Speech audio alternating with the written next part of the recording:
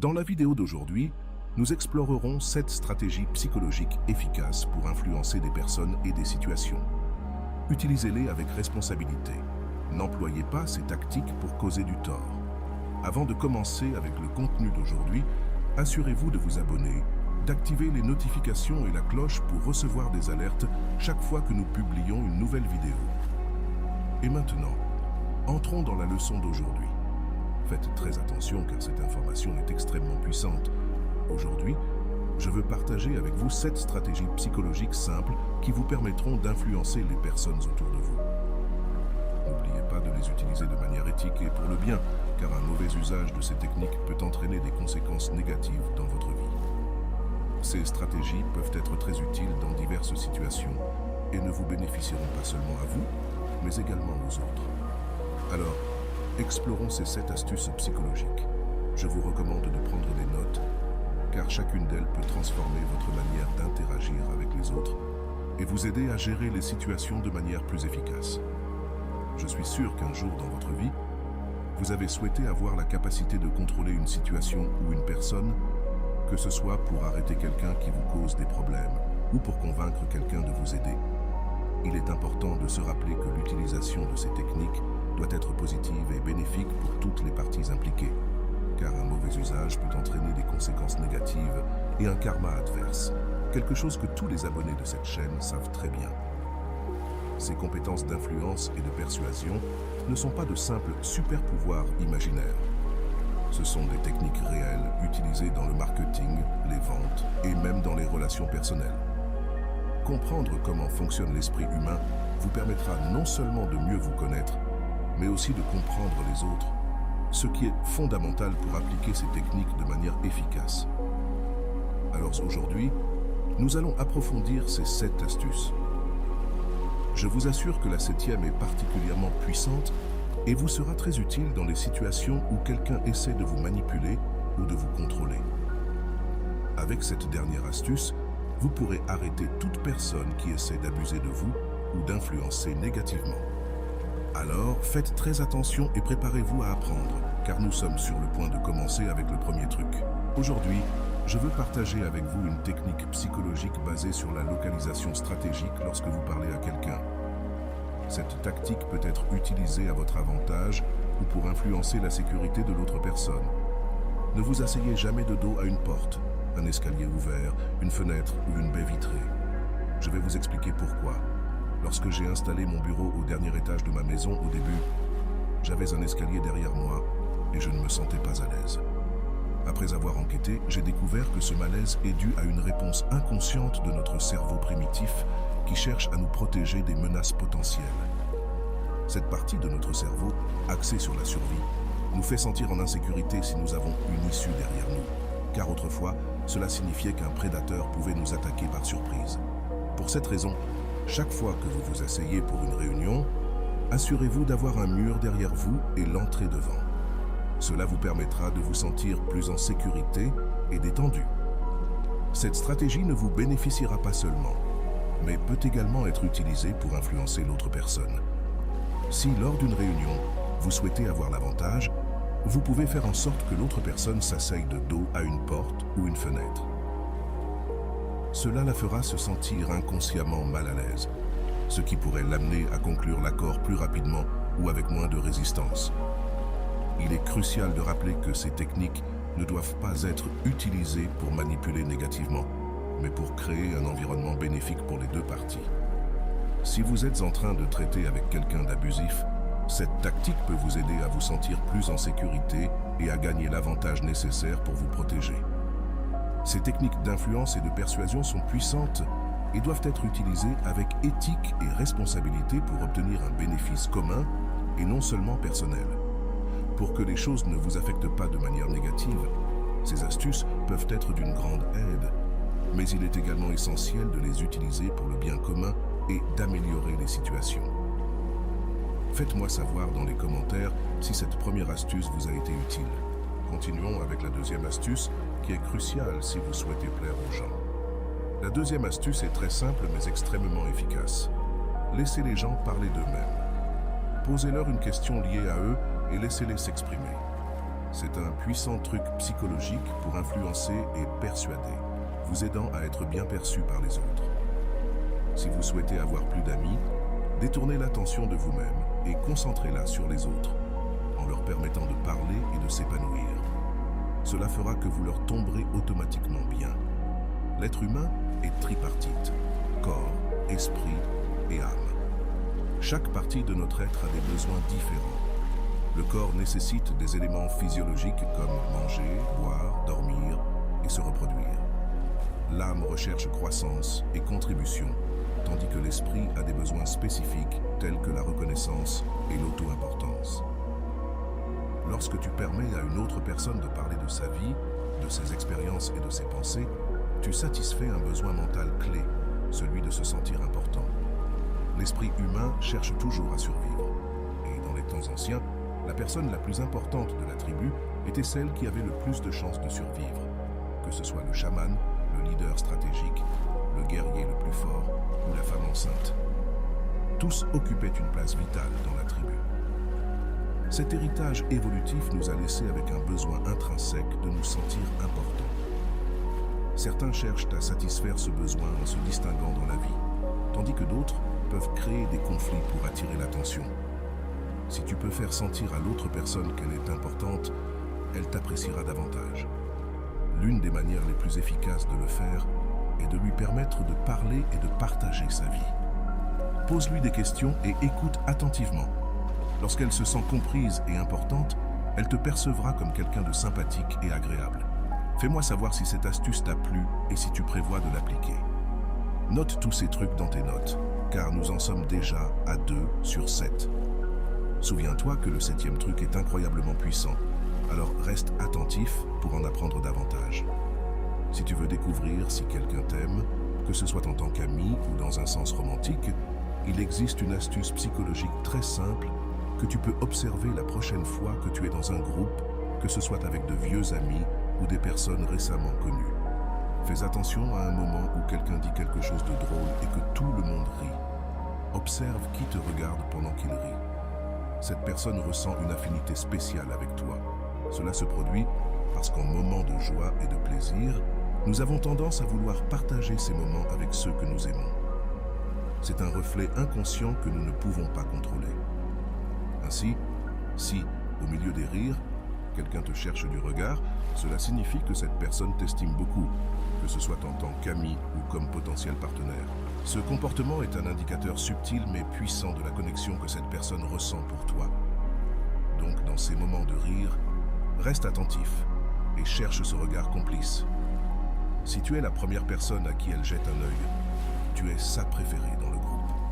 Cela t'aide non seulement à savoir qui t'apprécie, mais aussi à détecter si quelqu'un a un intérêt romantique pour toi. D'autre part, si tu ne veux pas que les autres se rendent compte que quelqu'un te plaît, évite de le regarder directement pendant ces moments de rire. Sinon, ceux qui connaissent cette astuce sauront que tu ressens quelque chose de spécial pour cette personne. Cette méthode est utile pour identifier la sincérité des relations. Souvent, les gens peuvent dire qu'ils sont tes amis, mais leur langage corporel révèle la vérité. Dans ces moments de rire authentique, tu pourras voir qui te considère vraiment comme important. Fais-moi savoir si cette astuce t'a été utile et si tu envisages de l'appliquer. Souviens-toi toujours d'observer ces petits détails qui peuvent en dire long sur les relations et les connexions que tu as avec les autres. Maintenant, passons à une astuce psychologique simple pour éviter les disputes et les drames.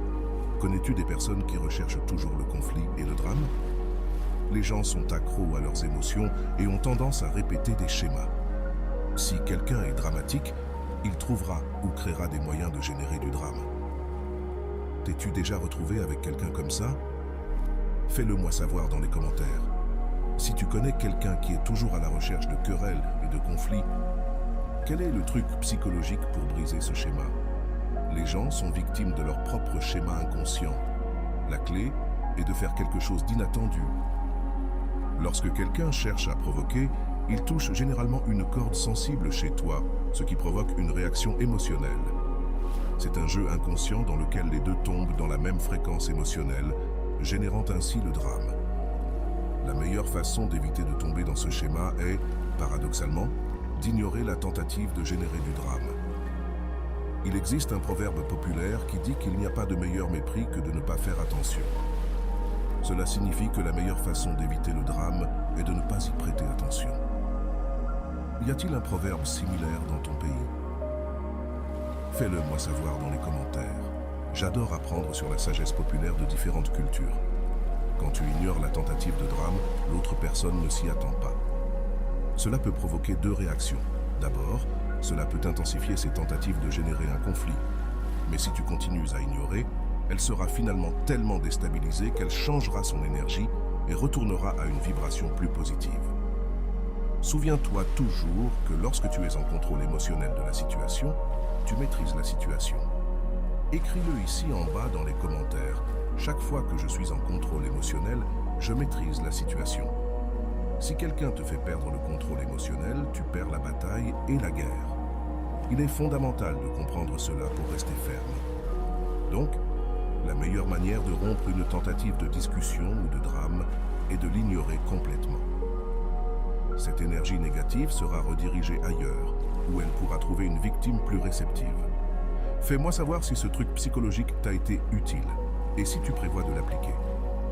Le prochain truc psychologique est utile lorsque tu dois transmettre quelque chose d'important à quelqu'un et que tu souhaites réduire ses défenses. Nous avons tous tendance à être sur la défensive, protégeant nos croyances, car notre esprit agit comme un mécanisme de survie. Ce truc simple peut t'aider à influencer quelqu'un de manière plus efficace. Imagine que tu dois communiquer quelque chose de pertinent et que l'autre personne pourrait être sur la défensive. Ce que tu peux faire, c'est profiter d'un moment de repas. T'es-tu déjà rendu compte que de nombreuses réunions d'affaires se déroulent pendant des repas? Ce n'est pas un hasard. Quand nous mangeons, notre estomac s'active et automatiquement notre esprit reçoit le signal qu'il n'y a pas de danger. Car historiquement, dans les temps anciens, nous ne mangions pas tant que nous n'étions pas sûrs d'être en sécurité. Lorsque tu commences à manger, ton esprit se détend. La salivation est un signe que le système nerveux parasympathique prédomine, activant le nerf vague et te conduisant à un état réceptif. Cela contraste avec les hormones de stress qui nous maintiennent alertes et défensifs. Pendant un repas, ces barrières défensives se réduisent, facilitant la transmission d'informations importantes. Je vais te raconter une histoire pour illustrer cela.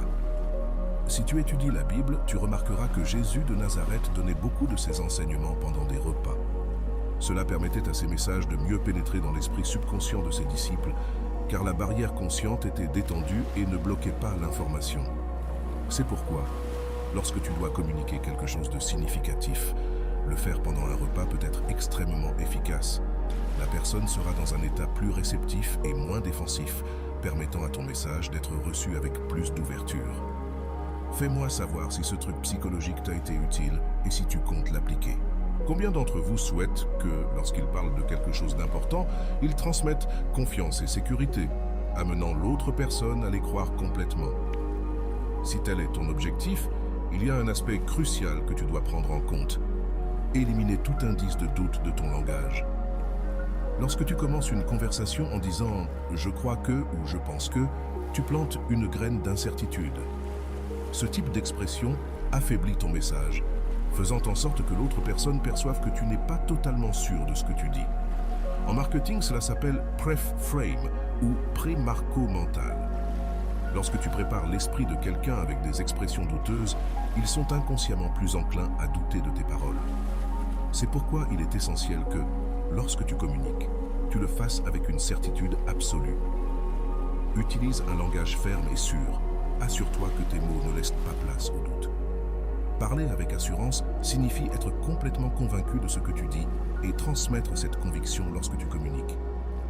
Souviens-toi que la plus grande partie de la communication est non verbale. Cela signifie que ce que tu dis n'est pas tout. La manière dont tu le dis compte aussi. Ton ton de voix, ta posture corporelle et les mots que tu choisis sont fondamentaux pour projeter de la sécurité. C'est l'une des techniques de persuasion les plus efficaces.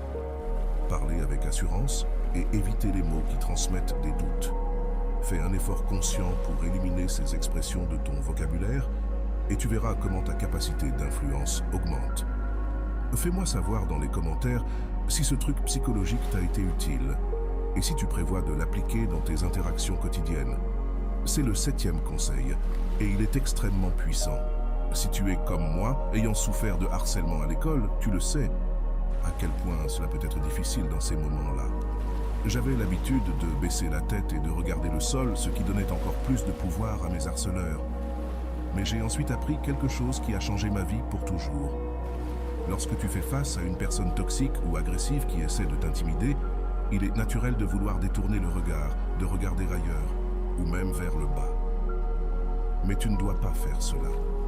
Tu dois rester ferme, regarder directement cette personne et fixer ton regard sur la zone du centre-cil, ce qu'on appelle le 3e œil. C'est le foyer de l'âme. Il y a des années, j'ai lu un livre intitulé « Pensez et devenez riche » de Napoleon Hill. Dans ce livre, une histoire très inspirante est racontée. L'histoire de la petite fille des 500.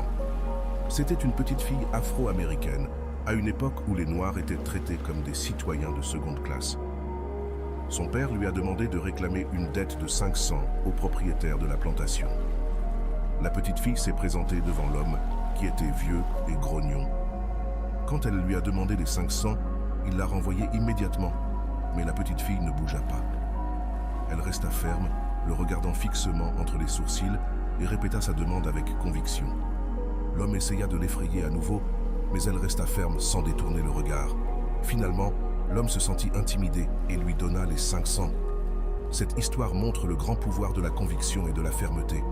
Lorsque tu regardes quelqu'un directement entre les sourcils et que tu restes ferme, tu projettes une force et une sécurité difficiles à ignorer. Cette technique ne te fait pas seulement paraître plus sûr de toi, elle transmet aussi un message clair. Tu ne te laisseras pas intimider. Le pouvoir du regard et de la posture corporelle sont des outils extrêmement puissants. Lorsque tu crois fermement en quelque chose, cette conviction se reflète dans ton regard et dans ta posture, et cela peut changer le cours de n'importe quelle situation. Personne ne peut t'arrêter lorsque tu es sûr de toi et de ce que tu demandes. J'espère que ce conseil t'inspirera et te sera utile. Si tu penses que cette vidéo peut aider quelqu'un d'autre, n'hésite pas à la partager. N'oublie pas de t'abonner et de laisser un like pour ne pas rater d'autres contenus comme celui-ci. Merci de m'avoir accompagné dans la vidéo d'aujourd'hui. À bientôt.